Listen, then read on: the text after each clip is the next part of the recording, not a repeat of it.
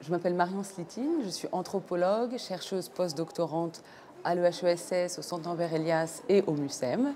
Et je travaille entre l'anthropologie de l'art et l'anthropologie politique sur les mobilisations artistiques dans des situations de crise, dans des situations de contexte autoritaire et dans des situations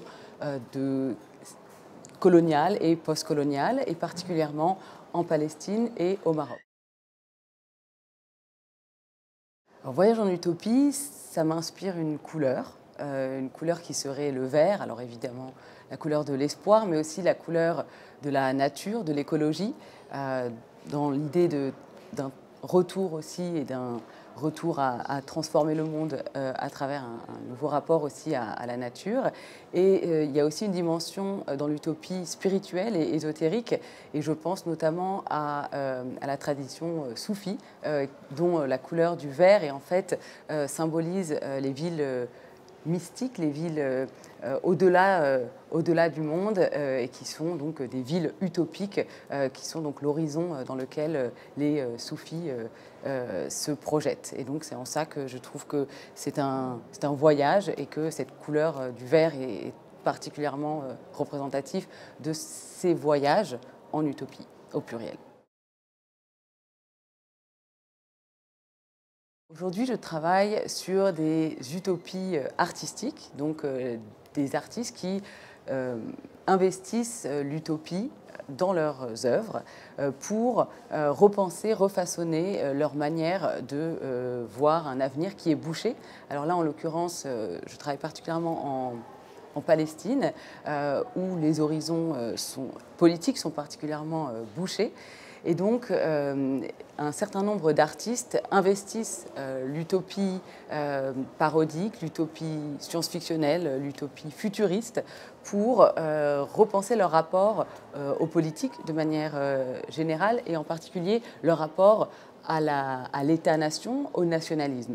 Et donc c'est une manière en fait d'utiliser l'utopie pour ouvrir le champ des possibles. Et donc notamment je travaille sur une expérience d'utopie muséale qui s'appelle donc le Sahab Imaginary Museum, qui est un musée virtuel à Gaza et pour Gaza, qui est un musée qui est fondé sur les technologies virtuelles et sur une sorte d'utopie muséale, puisqu'il faut savoir qu'il n'y a pas de musée à Gaza qui est donc sous embargo.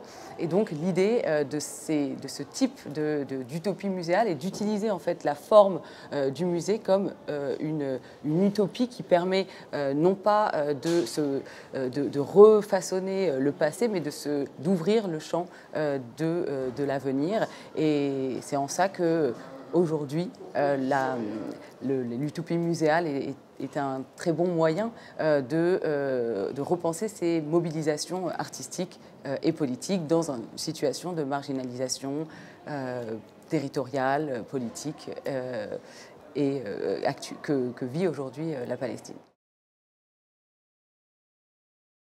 L'interdisciplinarité est au cœur de ma démarche pour aborder des situations particulièrement, un contexte particulièrement sensible, où l'accès notamment au terrain, l'accès aux archives est très compliqué.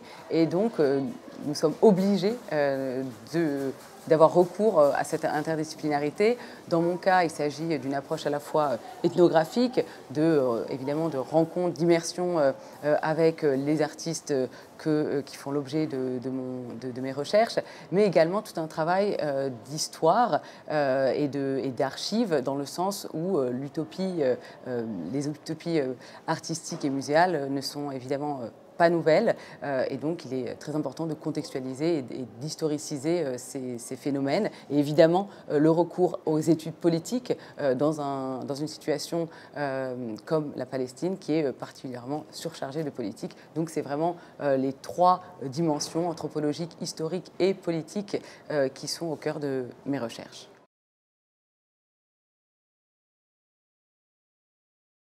Je dirais qu'une des expériences d'utopie artistique qui m'a particulièrement marquée est un court-métrage d'une artiste palestinienne qui s'appelle Larissa Sansour, A Space Exodus, qui plante en tant que cosmonaute, qui plante le premier drapeau palestinien sur la Lune dans un contexte de statu quo politique, donc ça ouvre, disons, le champ des possibles. Et une autre œuvre que je trouve particulièrement intéressante est une installation-performance d'un artiste de Gaza, Mohamed Aboussal, qui s'appelle Un métro à Gaza et qui invente un métro imaginaire à l'intérieur de la bande de Gaza pour imaginer une sortie de l'embargo et une sortie de la restriction aux circulations de 2 millions de Palestiniens.